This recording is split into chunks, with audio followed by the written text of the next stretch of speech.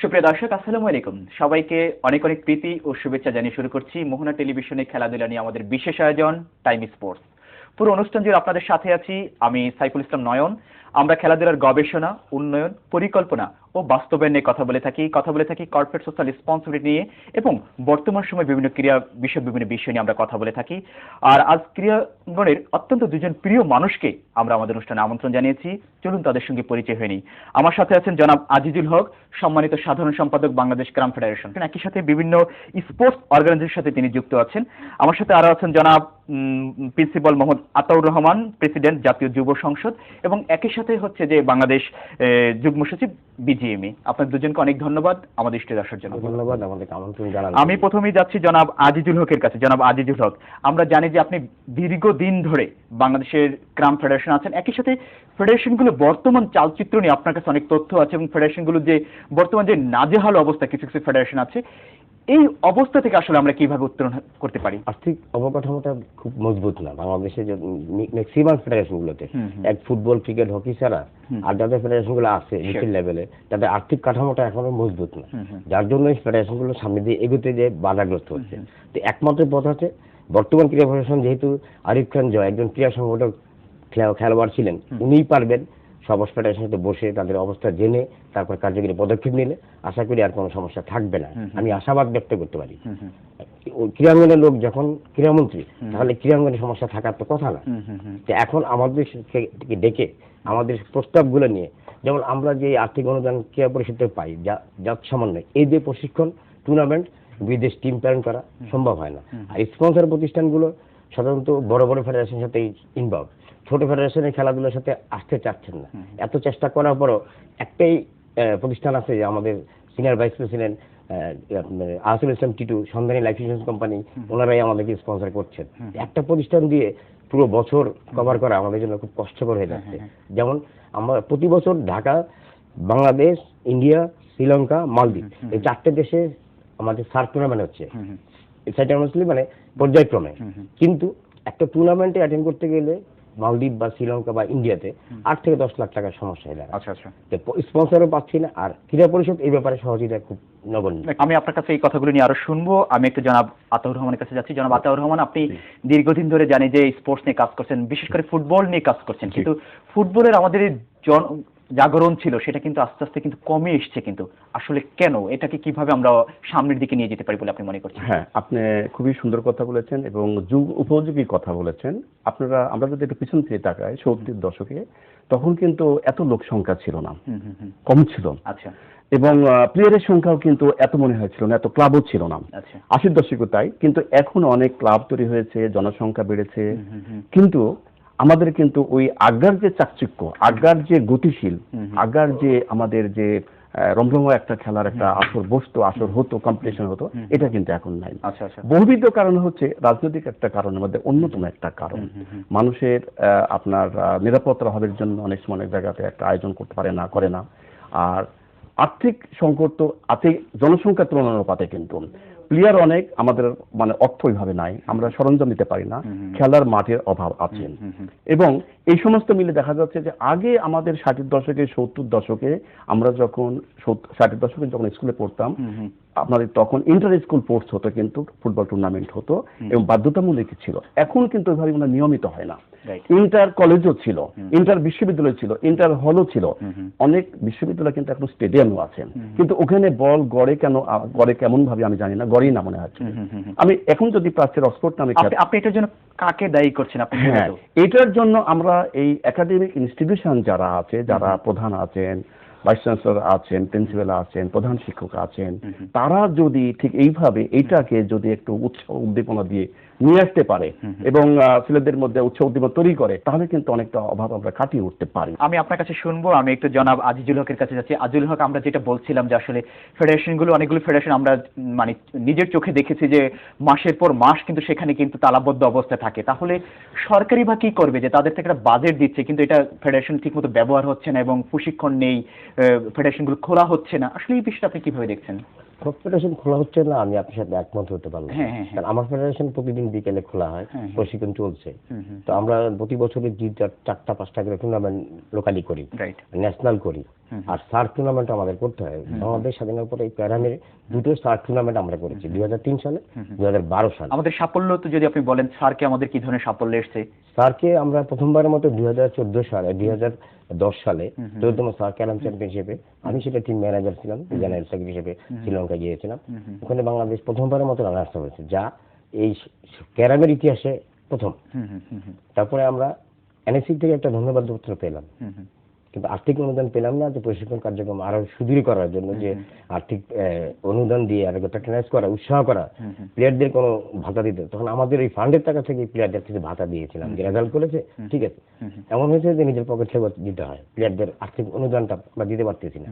প্লেয়ারদের দাবি হচ্ছে আমাদের একটা মাসিক অনুদানের ব্যবস্থা করেন, নাহলে একটা চাকরির ব্যবস্থা করেন।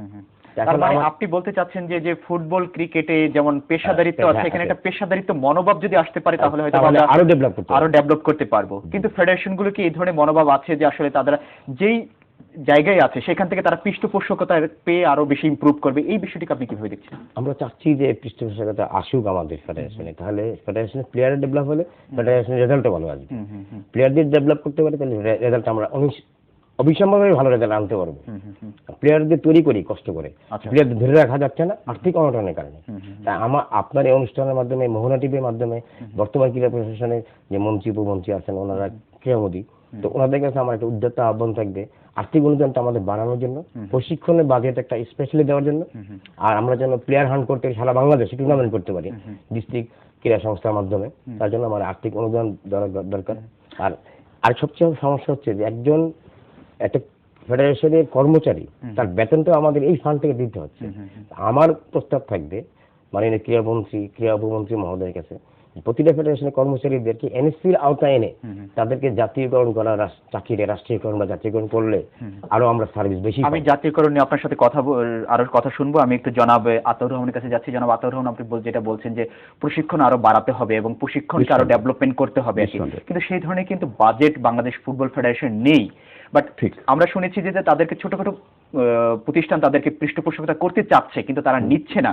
হ্যাঁ, আপনি এটার জন্য কাকে দায়ী করছেন? এইটা আপনি যদি ফেডারেশনের প্রেসিডেন্ট মিস্টার সালাউদ্দিন ভাইকে যদি আপনি জিজ্ঞাসা করেন, হ্যাঁ, তারা তো আপনার পঞ্চায়েত নেওয়ার জন্য তারা তো যথেষ্ট তারা যোগাযোগ করতেছে পারছে, কিন্তু হয়তো খুব স্বল্প পরিমাণ দেওয়ার জন্য হয়তো এই বিষয়ে তারা হয়তো আগ্রহ প্রকাশ করতেছে না।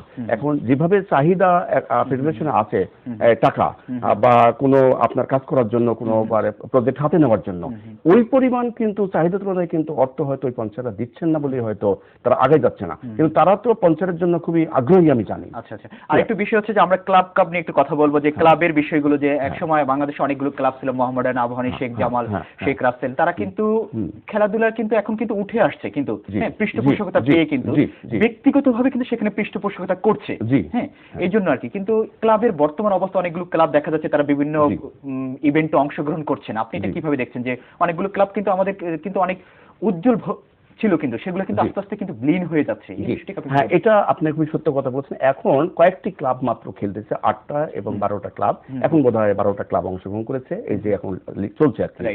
তো আপনার লিগে কিন্তু আপনার ফেডারেশন কাপের লিগে 8টা টিম খেলেছে। এখন তাদেরও কিন্তু আর্থিক অসঙ্গতি কিন্তু, এবং উদ্যোক্তা, আয়োজক বা আপনার সংগঠকের অভাব হয়ে গেছে কিন্তু।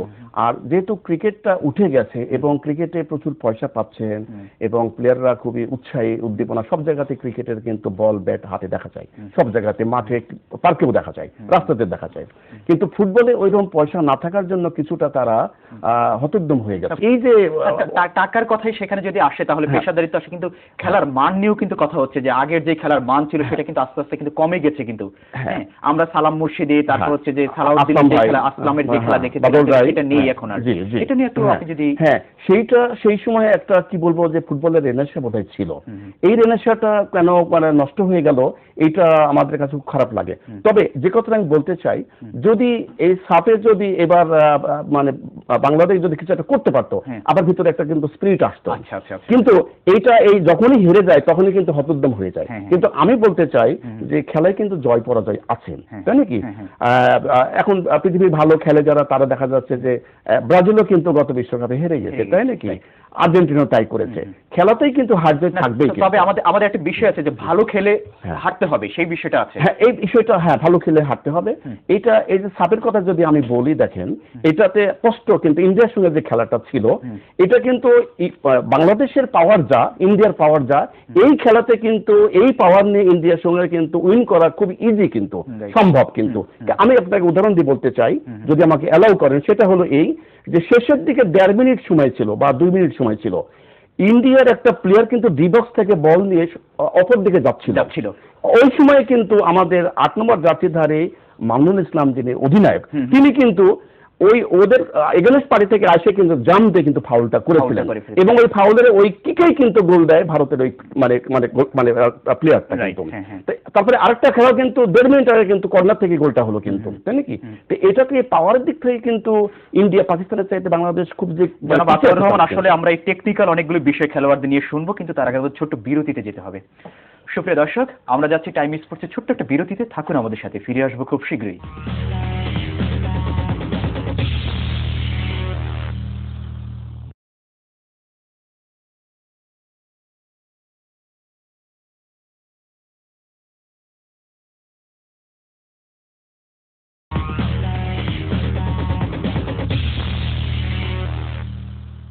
সুপ্রিয় দর্শক, বিরতির পর আবার সবাইকে আমন্ত্রণ জানাচ্ছি। টাইম স্পোর্টসের সাথে আছেন অত্যন্ত দুজন প্রিয় মানুষ, জনাব আতাউর রহমান এবং জনাব আজিজুল হক। জনাব আতাউর রহমান, আমরা যেটা বলছিলাম যে টেকনিক্যাল বিষয় নিয়ে আর কি, খেলোয়াড়দের যে বিষয়গুলো স্পেসিফিকলি টেক কেয়ার করতে হবে আমাদের এখন খেলার মান ডেভেলপমেন্ট করার জন্য, আসলে আপনি যেটা বলছিলেন যে বাংলাদেশ এবং ভারত ম্যাচের কথা আর কি। জি জি, এই জিনিসগুলো দেখা যাচ্ছে যে সাইকোলজিক্যালি কতগুলো ব্যাপার আছে। অনেক সৈনিক, এমনকি নেপোলিয়ান বোনাপার্টের মতো সৈনিক, এটা ইংরেজিতে বলা হয়েছে এইভাবে যে মানে তার কোনো সুপিরিয়র ছিল না যুদ্ধক্ষেত্রে, কিন্তু সামান্য একটি ঘোড়ার মেলের জন্য ওয়াটারলুর যুদ্ধে কিন্তু উনি পরাজিত হয়েছিলেন। যখন ওয়ারফিল্ডটা সার্ভে করে আসার পরে উনি প্যাভিলিয়নে ফিরে আসছেন, ইট ওয়াজ মিডনাইট, তখন মধ্যরাত্রি ছিল। উনি কাউকে বলতে পারেন নাই যে তার ঘোড়ার নেলটা লাগাই দিতে হবে। এই নেল যখন উঠছে, তখন দেখছে যে টাইম ওয়াজ ওভার। তখন উনি ঘোড়াতে উঠে তখন মানে রান দিয়েছেন, তখন ঘোড়া ওইভাবে যেতে পারে না। ওই সময় দেখা গেল তার এগেনস্ট পার্টি ওই যে স্ট্র্যাটেজিক পয়েন্টটা কিন্তু দখল করে নিয়েছেন। তা এখন এই জায়গাতে যে মনিমুল যে ফাউলটা করেছিল, ওই গোলটা তো ছেড়ে দিয়ে ওই বলটা তো ওদিক দিয়ে নিয়ে যাচ্ছে, তাতে গোলে আসতো না বলটা, তাতে আমার 1.5 মিনিট 2 মিনিট। মানে আপনি বলতে চাচ্ছেন যে খেলোয়াড়দের এই ছোট ছোট ভুলগুলোর জন্য অনেক সময় আমরা হেরে যাচ্ছি, এগুলোকে আমাদের পুরো নিঃসন্দেহে। জনাব আতাউর রহমান, আমরা আপনার কাছে শুনবো। আমি একটু জনাব আজিজুল হকের কাছে যাচ্ছি। আজিজুল হক, যেটা বলছিলাম যে ফেডারেশনগুলোর বর্তমান যে অবস্থা আছে, এই অবস্থা থেকে কিভাবে পরিত্রাণ পাওয়া যেতে পারে আপনি মনে করেন? পরিত্রাণ পাওয়ার একটাই মাত্র উপায় আছেন। আগের সরকারের জনাব আদিল সরকার সাহেব আমাদেরকে প্রতিশ্রুতি দিয়েছিলেন যে ছোটগুলো সব ফেডারেশনকে পার ইয়ার 1 কোটি টাকা করে দিবেন। দেওয়ার পরে ওই টাকাটা ফিক্সড ডিপোজিট টাকা যে ইন্টারেস্ট পাবো আমরা, সেই লভ্যাংশ দিয়ে ফেডারেশন পরিচালিত হবে। তাহলে আমরা একটা টুর্নামেন্ট আসলে যেভাবে আমরা স্পন্সরের প্রতিষ্ঠানে দৌড়াদৌড়ি করি, সেই যেভাবে আমরা শ্রম মেধা খরচ করতে হয়, সেটা না করে আমরা যে প্রশিক্ষণের সময় দেই বেশি, ভালো কোচ আনি ভাড়া করে। যেমন ইন্ডিয়া থেকে আমি কোচ আনতে গেলে মাসে 1 লাখ টাকা পড়বে, আমাকে বছরে অনুদান দেওয়া হয় সর্বমোট মাত্র 4 লাখ টাকা। একটা কর্মচারী বেতন, বিদ্যুৎ বিল দিয়ে টুর্নামেন্ট করা সম্ভব না, ইম্পসিবল। আর স্পন্সর প্রতিষ্ঠানরা এই ছোট ফেডারেশন গুলোতে ট্রিটমেন্ট আছে, কিন্তু তারা এগিয়ে আসছে না। আপনাদের এখানে একটা ব্যর্থতার কথা আমরা বারবার শুনে এসেছি যে আপনারা ঠিকমতো স্পন্সর যারা করছে তাদেরকে ঠিকমতো প্রচার প্রচারণার সুযোগ দিচ্ছেন না আর কি। এই বিষয়টা দেব না কেন? আপনি যদি আমাকে টাকা দেন, আপনাকে তো আমি অবশ্যই দিব।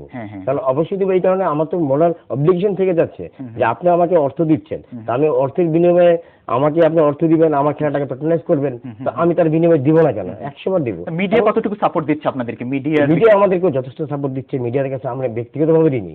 যেমন অনেকগুলো চ্যানেল আছে, অনেকগুলো পত্রিকা, সাংবাদিকে তারা কভার করেন। আমরা চিঠি ফেলে দিলে প্রেস রিলিজ পাঠানি চলে, তাদের ফলো করতে হয় না, তারা ঠিক মতোই কভারেজ দেন। আমরা যে কোনো প্রেস রিলিজ আমি আমার হাত দিয়ে পাঠাইছি, দেখলাম যে প্রতিদিন আসছে। আপনি যেটা বলছিলেন যে আসলে 1 কোটি টাকা করে যেটা দেওয়ার প্রতিশ্রুতি দিয়েছিল আমাদের মাননীয় প্রতিমন্ত্রী, সেটা কি আসলে এখনো বাস্তবায়ন হয়নি? জি, এখনো বাস্তবায়ন। আমি আশাবাদী বর্তমান উপমন্ত্রী এই মহোদয় যদি এটাকে আবার রিয়েলাইজ করতে পারেন, ওনারা যদি এই কাজটা করেন, তাহলে আমাদের আর স্পন্সর প্রতিষ্ঠানের পিছনে দৌড়াদৌড়ি করতে হবে না। তাহলে আমাদের হাতে কি প্লেয়ারদের পিছনে সময় দিতে পারবো, প্রশিক্ষণে জোর দিতে পারবো। সামনে আমাদের কি কি গেমস আছে আপনার? আমাদের প্রতি বছর একটা করে সার্ক টুর্নামেন্ট হয়। তো প্রতি বছর সাইকেলের দিকে মানে এক এক দেশে পর্যায়ক্রমে করে। যেমন আমরা 2012 সালে করেছি, 2013 সালে করেছি ইন্ডিয়া, এখন 2014 সালে হবে মালদ্বীপ। পরবর্তী হবে শ্রীলঙ্কা। Right. প্রতি বছর একটা করে সার্ক টুর্নামেন্ট হচ্ছে, এক বছর অন্তর হচ্ছে এশিয়া কাপ, 2 বছর অন্তর হচ্ছে ওয়ার্ল্ড কাপ। রাইট। তো এতগুলো টুর্নামেন্টে বাংলাদেশ টিম পার্টিসিপেট করতে পর্যাপ্ত টাকা চলে যাচ্ছে, সময় যাচ্ছে এবং মেধা যাচ্ছে, প্লেয়ারদের প্রশিক্ষণ দিচ্ছি। আমাদের নতুন প্লেয়ার তৈরি করতে হলে স্কুল পর্যায়ে টুর্নামেন্ট দরকার, ইউনিভার্সিটি পর্যায়ে। আর সবচেয়ে বড় সমস্যা হচ্ছে আমাদের ক্যারাম বোর্ডটা, এটা বাংলাদেশ তৈরি করতে পারে না। আচ্ছা আচ্ছা। সেই বোর্ডটা আমাদের ইন্ডিয়া থেকে আমদানি করতে আপনি স্কুল পর্যায়ে প্রশিক্ষণের কথা বলেছেন, আমি আপনার কাছে শুনবো। আমি একটি স্কুল পর্যায়ে প্রশিক্ষণের, যদি ফুটবলের দিকেও আসি, আমরা দেখেছি যে স্কুল কলেজগুলোতে যে ধরনের ক্রীড়া শিক্ষককে নিয়োগ দেওয়া হয়, তারা কিন্তু ক্রীড়া সম্পর্কে কিন্তু তেমন কিছু জানে না। কিন্তু আমরা চাচ্ছি যে যারা দক্ষ এবং প্রশিক্ষণ, তাদেরকে কিন্তু এখানে আনার জন্য। আমি একটা সাক্ষী বলতে পারি। আমি কলেজে প্রিন্সিপাল ছিলাম। আমার কলেজে যত বই ছিল ওই আশেপাশে সরকারি কলেজেরও ছিল না। কিন্তু আমি বলি আপনাকে, 90 সালে সিরাজগঞ্জ ডিস্ট্রিক্টের মধ্যে আমার কলেজের রেজাল্ট বেস্ট রেজাল্ট। সেই বছর সরকারি মহিলাকে নীল গেছে একটাও পাস করেনি। এখন যিনি এই ইনস্টিটিউশনের প্রধান হবেন, তার কিন্তু ভালোবাসা, তার দরদ, তার শ্রদ্ধা লেখাপড়ার প্রতি যেমনি থাকবে, খেলাধুলার প্রতি থাকবে, তাকে অনুসরণ করবে কিন্তু কলেজের স্কুলের ছাত্রছাত্রীরা। কিন্তু এটা একটা বড় মাধ্যম আমাদের এখানে। যদি আমরা ওই ক্রীড়া শিক্ষককে যদি আমরা খুব প্রেসারাইজ করি, ওখানকার কমিটি তারা যদি বলেন যে এই শিক্ষককে খেলাধুলা শেখাইতে হবে, খেলাধুলা করাইতে হবে, ছেলেরা আপনার বেরিয়ে আসবে। আমি আপনার কাছে শুনবো। আমি একটু জনাব আজিজুলকে কাছে যাচ্ছি। জনাব আজিজুল, আপনি বলছিলেন যে আসলে প্রশিক্ষণ বাড়াতে হবে এবং অন্যান্য ইনফ্রাস্ট্রাকচার অনেক বিষয়গুলো করতে হবে, কিন্তু আমরা দেখছি যে ক্রীড়াঙ্গনের রাজনীতি একটু প্রভাব বিস্তার করছে। আপনি বিষয়টি কি বলেছেন জনাব আজিজুল? এটা রাজনীতিকরণ থেকে আমরা কেউ মুক্ত কোনোদিনই ছিলাম না। আচ্ছা আচ্ছা। আলটিমেটলি সত্য কথা, সব গভর্নমেন্ট আমাদের রাজনীতি করে হয়েছে, এখনো হচ্ছে, হবে। এটা আমাদের স্পোর্টসের উপর অনেক বেশি প্রভাব ফেলছে। হ্যাঁ, প্রভাব ফেলছে এবং এটা নেতিবাচক প্রভাবটা বেশি পড়ছে। কারণ অতীতে যদি কোনো একজন সংগঠক আসছেন, সে রাজনীতি করে, সেটা তার ওই বিষয়ে তার অভিজ্ঞতা থাকে। আমি বলতে চাচ্ছি যেটা, অতীতে যদি আমি জীবনে কোনো খেলাধুলা করি নেই, কোনো খেলাধুলার সঙ্গে সাথে জড়িত নেই, শুধু আমার পরিচয় আমি রাজনীতি করি, এতে যদি আমি ওই একটা প্রতিষ্ঠানে যাই, একটা সংগঠনের, ফেডারেশনের যদি সেক্রেটারি হিসেবে থাকি, হ্যাঁ, তাহলে হয় কি, সেখানে এত রাজনীতি হয়ে যায়, নোংরা রাজনীতি যাকে বলে। তার কারণে ফেডারেশনগুলো ডেভেলপ হতে একটু সময় নিয়ে যায়। মানে এটা যত তাড়াতাড়ি ডেভেলপ হবে, সেটা স্লো গতি হয়ে যাচ্ছে। এর থেকে আমাদের বেরিয়ে আসতে হবে। আচ্ছা আচ্ছা আচ্ছা। আমার একটা প্রস্তাব থাকবে, সেটা আপনার মাধ্যমে, মোহনা টিভির মাধ্যমে। মাননীয় উপক্রীড়া মন্ত্রী জানেন, উনি একজন খেলোয়াড় ছিলেন, জাতীয় দলের খেলোয়াড় ছিলেন, বিজেএনসির স্পোর্টস ডাইরেক্টর ছিলেন। তোমার কাছে আমার একটা আহ্বান থাকবে, এই বিষয়গুলো একটু দেখবেন। আর একটা জিনিস দেখবেন যে প্রশিক্ষণের ব্যাপারে আমাদের একটু, প্রশিক্ষণের কোনো বিকল্প নাই, এই জন্য আমাকে পর্যাপ্ত ফান্ড দরকার। আমরা যদি এখন একটা স্পোর্টস প্রতিষ্ঠানের পেছনে সারাদিন দৌড়াদৌড়ি করি, তাহলে প্রশিক্ষণ কিভাবে চালাবো? আমার একটা প্রশিক্ষক যদি ইন্ডিয়াতে আনতে যাই, মাসে তার পিছনে খরচ করতে হবে 1 লক্ষ টাকা। মানে সেটা আসলে সম্ভব না আমাদের জন্য। ঠিক আছে, সেটার জন্য আমাদের বাজেট বাড়াতে হবে। যে মাননীয় ক্রীড়া প্রতিমন্ত্রী যেটা আশ্বাস দিয়েছেন বা সেটা বাস্তবায়ন করতে পারেনি, যে 1 কোটি টাকা করে যদি আমাদেরকে দেওয়া হতো, তাহলে হয়তো আমরা সেই টাকা দিয়ে আমরা, যেমন আমাদের বোর্ড বাংলাদেশে বানাতে পারে না, ইন্ডিয়া থেকে বোর্ড আমদানি করতে হয়। তাহলে আমি যদি বোর্ড না আনতে পারি, স্কুল কলেজকে বোর্ড না দিতে পারি, এই খেলাটা আন্তর্জাতিক মান অনুযায়ী না খেলাতে পারি, তাহলে আমি প্লেয়ার তৈরি করবো কিভাবে? বর্তমানে রাস্তাঘাটে যে খেলা হয়, সেই বোর্ড ইন্টারন্যাশনাল মান অনুযায়ী না। আমরা মানের কথা শুনবো। আমি একটু জানাবো আতিউর রহমানের কাছে যাবো। আতিউর রহমান, কিছুদিন আগে বাংলাদেশে বিশ্বকাপ ট্রফি এসেছিল বাংলাদেশ, এটা ফুটবলের একটা বড় গণজাগরণ আমরা মনে করছি।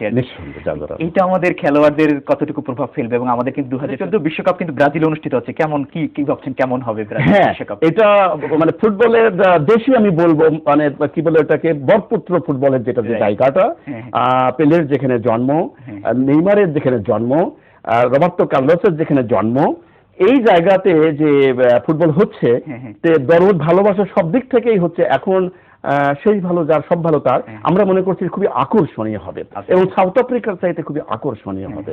এটা একই প্রশ্ন যারা আজিজুল হকের কাছে। আজিজুল হক, সামনে আমাদের বিশ্বকাপ, ফুটবল বিশ্বকাপ, আমরা আলোচনা সেটা নিয়ে কথা বলছিলাম যে কেমন হবে, কি ভাবছেন ফুটবল বিষয়ে? ফুটবল বললেই ব্রাজিল আসে, ফুটবল নাম উচ্চারণ করলে ব্রাজিলের নামটা আসে, আর সেখানে হবে ওয়ার্ল্ড কাপ। তো বুঝতে পারছেন যে মানুষের কি অবস্থা, যে মানুষ এখন খুব উৎফুল্ল যে ফুটবল বিশ্বকাপ হবে ব্রাজিলে। আর ব্রাজিলের জনগণ ফুটবল বলতে অজ্ঞান, আর ফুটবল বললে ব্রাজিল, ব্রাজিল বললে ফুটবল, এই অবস্থায় দাঁড়াইছে। কাজে বুঝতে পারছেন। আর আমরা বাঙালিরা তো খেলাধুলা প্রিয়। 2014 কিন্তু আমাদের টি-20 বিশ্বকাপে আমাদের দেশে অনুষ্ঠিত হচ্ছে স্বাগতিক হিসেবে আসি। কিন্তু এটা নিশ্চিত করে একটু বলেন যে টি-20 বিশ্বকাপ বাংলাদেশ হবে, এটা আমাদের জন্য সত্যি একটা গর্বের বিষয়। এই কারণে ওয়ার্ল্ড কাপ, তাও আবার টি-20, যেটা ক্রিকেটে সবচেয়ে বেশি ক্রেজ বলা হয় যে অল্প সময়ে খেলা, রাইট, যে ক্রিকেটটাকে এখন একটি বিনোদনের পর্যায়ে চলে গেছে T20। ক্রিকেট বললেই টেস্টের কোনো বিকল্প নেই, বা T20 আবর্তন হওয়াতে এখন ছেলে মেয়ে বলতে সবাই T20 দেখার পছন্দ করে, যেহেতু অল্প সময় অল্প ক্রেজি খেলা এবং এখানে 4 ছক্কা বেশি দেখতে পারে। কাজে এটা আমাদের দেশে হবে, কিন্তু আমাদের দেশে সবচেয়ে দুর্ভাগ্য যেটাই, স্টেডিয়াম অনেক আছে কিন্তু দর্শক ধারণ ক্ষমতা এত কম, এটার জন্য আমার খুব কষ্ট লাগে। এটার জন্য দর্শক আরো যাতে মাঠে আরো বেশি দর্শক সংখ্যা বাড়তে পারে এবং গ্যালারি সিস্টেমটাকে আরো ডেভেলপ করতে হবে। আমি জনাব আতাউর রহমান আমাদেরকে একটু ফুটবল নিয়ে একটু স্বপ্নের বাণী শুনান আমাদেরকে। হ্যাঁ, এটা মানুষ আশা করতে তো কোনো অসুবিধা নেই, এবং আশাই কিন্তু মানুষকে জাগিয়ে রাখে। কিন্তু আমরা যে বেঁচে আছি এটা কিন্তু আশা করে। আমি যদি মনে যে কালকে আমাকে মারা যেতে হবে, তাহলে কিন্তু আমার কিন্তু ওইভাবে আয়ু হবে না, কিন্তু আমার ভিতরে উৎসাহ উদ্দীপনা থাকবে না, আমার প্রাণ জেগে থাকবে। আশাই কিন্তু মানুষকে বাঁচিয়ে রাখে। কিন্তু আশারই আর নাম মৃগ তৃষ্ণিকা বলা হয়েছে আর কি। এখন কথা হলো যে ফুটবল যেভাবে আগাচ্ছে, ফেডারেশনের কর্মকর্তাদের আন্তরিকতার অভাব আছে বলে আমি মনে করি না, তবে তাদের সীমাবদ্ধতা আছে। এবং আমি ব্যক্তিগতভাবে মাঠে থাকি এবং আমি সময় পাইলেই কিন্তু মাঠে চলে যাই খেলতে। এখন এটা পার্কই হোক, এখন এটা কোনো ভাঙ্গাচোরা মাঠ হোক বা অ্যাস্ট্রো টার্ফস অফিসিয়াল মাঠ, সেখানে প্রতি শুক্রবার আমাকে পাবেন, যত কাজই থাক না কেন আমি যাবো। ইনশাআল্লাহ আমরা একসময় বিশ্বকাপ খেলতে পারবো, আমরা ইনশাআল্লাহ আমরা আশা, এবং 2021 যে আমাদের যে ভিশন 2020 আছে সেটা আমরা আশা পারবো ইনশাআল্লাহ। আমরা আসলে এতগুলো বিষয় নিয়ে আসলে আলোচনা করা অনেক কষ্টসাধ্য এত অল্প সময়ের মধ্যে, তারপর আসলে সময় আমাদের একেবারে শেষ প্রান্তে, শেষ করতে হচ্ছে। তবে কথা দিচ্ছি আমরা সময় পেলে আরো একদিন এই বিষয়গুলো নিয়ে আমরা আলোচনা করব। আপনাদের দুজনকে অসংখ্য ধন্যবাদ আমাদের স্টুডিওতে আসার জন্য। আপনাকে অসংখ্য ধন্যবাদ এবং মহানা কর্তৃপক্ষকে অসংখ্য ধন্যবাদ আমাদেরকে কথা বলার সুযোগ দেওয়ার জন্য। আমরা আমাদের অনুষ্ঠান একেবারে শেষ প্রান্তে, তবে যাবার আগে জানিয়ে দিচ্ছি খেলাধুলা সংক্রান্ত এবং আমাদের অনুষ্ঠান সম্পর্কিত যে কোনো মতামত আপনি আমাদেরকে জানাতে পারেন, আমাদেরকে ফোন করতে পারেন এবং ইমেইলে করতে পারেন timesportsbd@gmail.com। ফেসবুক, টুইটার, স্কাইপে তো আপনার জন্য আছি, সেখানে আপনি আমাদের সাথে জয়েন করতে পারেন। খেলাধুলা করুন, টাইম স্পোর্টসটা দেখুন, মোহনার সাথে থাকুন। এতক্ষণ আমাদের সাথে থাকার জন্য সবাইকে ধন্যবাদ জানিয়ে আমি সাইফুল ইসলাম নয়ন এখানে বিদায় নিচ্ছি। আল্লাহ হাফেজ।